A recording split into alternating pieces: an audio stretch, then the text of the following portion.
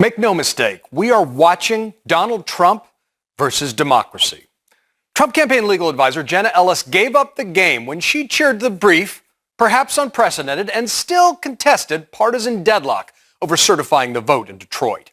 Quote, if the state board follows suit, the Republican state legislature will select the electors. Huge win for @real Donald Trump. Now, she was explicitly hoping that the Republican state legislature would try to overrule the popular vote in Michigan, which Biden won by more than 157,000 votes. Now, the good news is that it ain't going to happen. Michigan state law says the electoral votes go to the presidential candidate who won the popular vote, which is Biden, big time. And the state's GOP legislative leaders have pledged not to change that law, no matter what the president's allies may ask.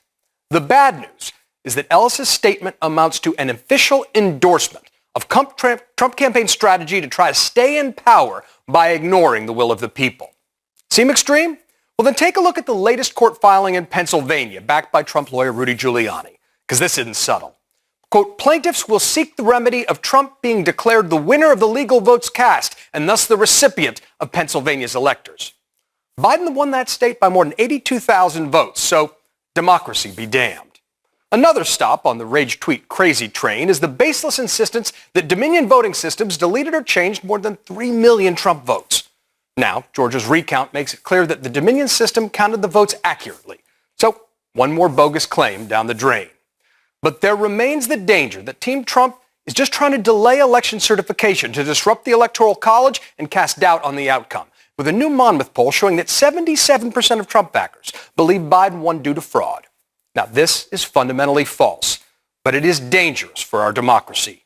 And Team Trump doesn't care. They'd rather ruin if they cannot rule. And some of them probably know better. CNN's K-File found a March 2016 post by the same Jenna Ellis, which said, if I could spend a full-time job just responding to the ridiculously illogical, inconsistent, and blatantly stupid arguments supporting Trump. But here's the thing. His supporters don't care about facts or logic. Indeed. But now, Ellis's interests and her paycheck are on the other side of the equation. She tells CNN her opinion has changed as well. But the real culpability belongs to Republican Trump allies who've been coddling his denials at the expense of our democracy. Remember, after his impeachment, a number of senators argued that Trump would be chastened and that the people should decide his fate in the election. House managers said over and over again, the Senate had to protect our nation's free and fair elections, but they are seeking to overturn a fairly won election with absurd charges. Now, of course, it is President Trump who is trying to overturn a free and fair election with absurd charges. This is a time for choosing. And at this point, silence is complicity. Republicans need to decide whether they will condone an outright attempt to overturn the election. This is a test of whether you believe in our country more than a cult of personality. And it shouldn't be a tough call. It's Donald Trump versus democracy. Which side are you on? And that's your reality check.